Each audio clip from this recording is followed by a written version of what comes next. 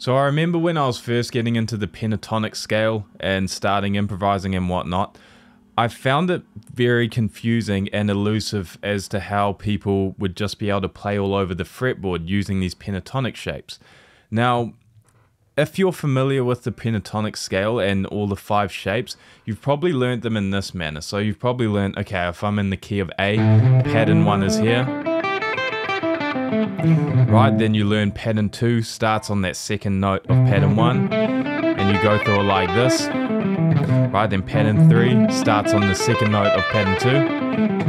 Then pattern 4 starts on the second note of pattern 3. Right, and you've gone through them like this. Pattern 5 up here. Then pattern 1 again up the octave. Right, so you probably learn the scales that way, and I think that's a good way to build up some muscle memory. And I still teach it somewhat in certain scenarios, but it really, how do I say this? It really didn't have much carryover to actually soloing. And what I've found with students when I used to teach it that way in just the 5 shapes and learning where they start and going up and down them, is the only way they would be able to switch between patterns is by referencing where pattern 1 was. So for example, if they wanted to solo in pattern 3 in the key of A, they would have to start here and then work their way up, right? And then they find pattern 3. Right, and there's a lot of steps to do that, and when you're actually in an improvising scenario, you don't want to always have to, you know, pattern 1, pattern 2, pattern 3, because it's not the most interesting thing musically to be playing. So back to when I was learning this, I wanted to figure out how to bypass, I guess, all that middle work you have to do in working your way through the different shapes to get to other shapes. So how could I wanted to figure out how I could just snap to these shapes. So in this lesson today, I'm going to show you how to do that. Now, in order to be able to do this, you have to have some note knowledge, okay? So you need to know the notes on your guitar. And I know probably 80% of people shut off the video now because they're like, why should I learn the notes on my instrument? Yeah, it's ridiculous, but you need to know that. But if you don't know how to do it, I do have a lesson talking about it on my channel, so search that up. But also, if you don't, just keep watching the video, because then you might be inspired to actually learn the notes when you see what possibilities it opens up. So let's get into this. So on my screen, I have the, hopefully this is, yes it is recording. I have the A minor pentatonic scale. Okay, now this is where most people start. And if we look at pattern 1, we have an A note. Right, it says A on the sheet, and that's where our pattern 1 begins. Now, what I want you to look at on this sheet is, if we look, where's my mouse? Here it is. See this red circle? Okay. Every note that says A within these shapes, these are where the root notes are within all of these pentatonic shapes. Now, in the case of this particular sheet, which I found, it says it's in the key of A minor. So all of those root notes are saying A on them. However, if I were to change this to the B minor pentatonic scale, those notes could all be B. Or D, they could all be D. So bottom line is, those A notes that you see within these shapes, they are just the root notes of whatever key you happen to be in. Cool. Now, the reason why this information is useful is if you line up any one of these root notes within the shape to the root note of the key you're in, everything else is going to fall into place. Okay, let me explain. Okay, so we've got my tuner up.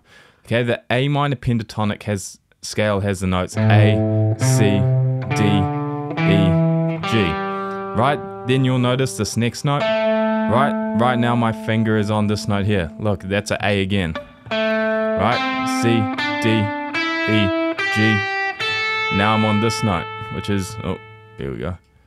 Oh my gosh. Here we go. There we go. Okay. A again, right? Now, let's say I lined up this A on this high E string with a C note. Okay, so right now I'm on the C, and I wanted to play in the key of C minor. Okay, if I work my way down that scale, you'll notice this note here is now on the C. Right, if I keep going down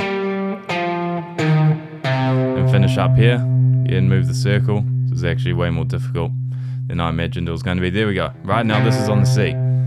Okay, so if you line up any one of these root notes within any of these shapes with the root note of the key you're in, everything else is going to fall into place. Okay, so let's take this root note over. Oh my gosh, this is just insane. Okay, here we go.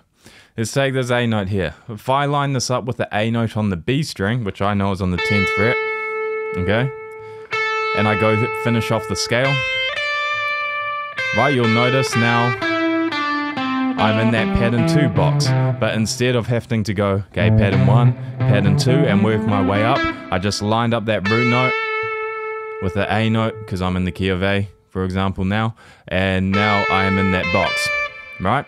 Okay, let's take another one. Let's say I wanted to skip straight to pattern 3. Okay, so here's a root note in pattern 3. I know an A note on the A string, okay, because this root note's on the A string, is on the 12th fret. So if I line up that note with the A, okay, look, now I'm in pattern 3. Right, but instead of having to go pattern 1, pattern 2, pattern 3, I just jumped straight there by lining up that root note. Okay, one more example. Let's say I wanted to line up, oh my gosh. Sorry that you have to watch this, guys. Okay, let's say I wanted to jump to this root note here. Okay, I know an A on the G is on this 14th fret or the 2nd fret, but we'll go up the octave because it gives me more room. Right, so A note on the G, and then now I'm in box 4. Right, another A there, which is that other root note in the shape.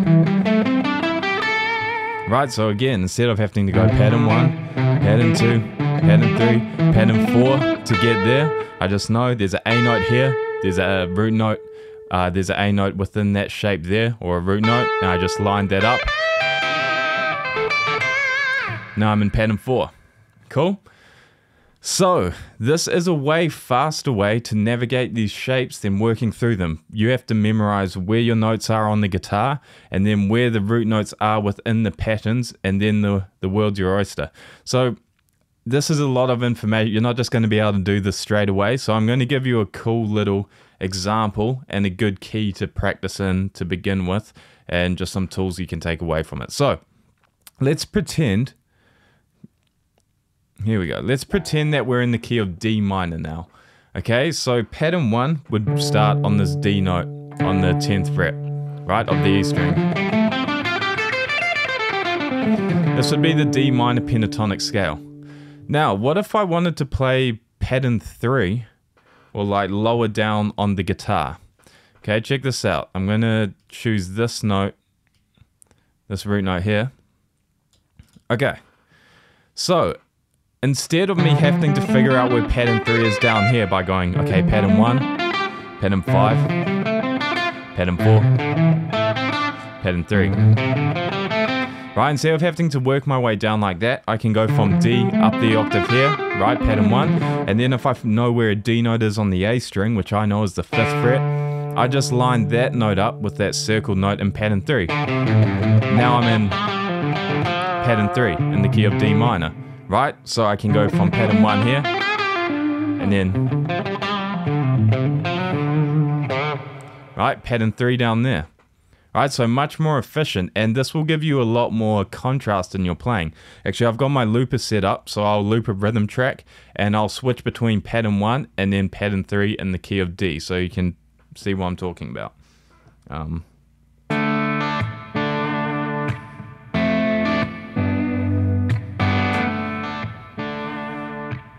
Okay, so I'll start in pattern 1.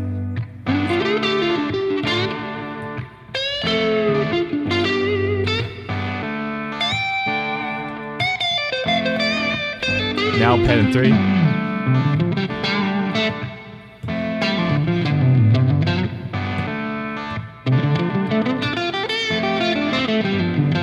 Pattern 1.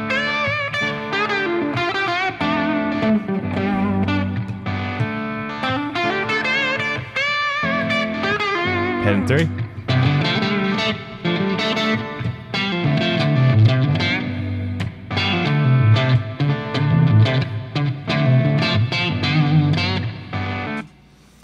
Anyway, so you get the idea. I was able to switch between those two patterns very efficiently and not having to work my way backwards. Now, let's take another example. So, okay, in the key of D still. What if I wanted to, say, start a lick on the G? Okay, so I know that first I'd go to pattern 4 because pattern 4 has a root note on that G. Okay, and I know a D note is the 7th fret on the G. So if I wanted to jump to pattern 4, I can line up that root note there with the D note on this G. And now I'm in pattern 4. Okay, so let's try that. I'll get that loop going again and I'll go from pattern 1, right, in the key of D up here. Then I'll jump to that root note in pattern 4. Okay. Okay, pattern 1.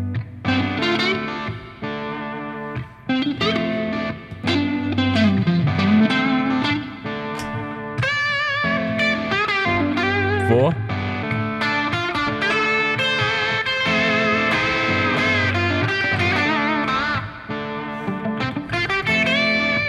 Pattern 1.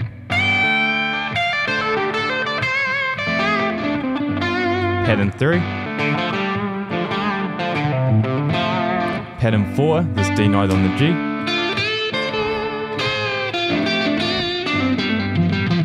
Alright. Okay. Hopefully this is making sense because I know this is quite complicated, but bottom line is you line up any one of these root notes, okay, on this, or these A notes on this particular sheet with the root note of the key you're in, everything else will fall into place. Okay, so this is a way faster way to navigate between your pentatonic shapes rather than just working up from pattern 1, pattern 2, pattern 3. Right, you can just jump to each shape. So the way to practice this, first you just got to get familiar with your notes, which I do have a video on. But you also have to try and memorize where the root notes are within certain shapes. So a good starting point is that one that I did on pattern 3, so lining this note up with the root note and switching between pattern 1 and this pattern here. Okay, that can be a good start, and especially in a key like D. Alright, where your pattern 1's all the way up here. Then you can go to your pattern 3 here, but it'll work in other keys too, obviously. And yeah, that's about all I have to say about that. So hopefully you got something out of this. If you have any questions, as always, leave them in the comment section and I'll get back to you. But thanks for watching, and I'll see you next time.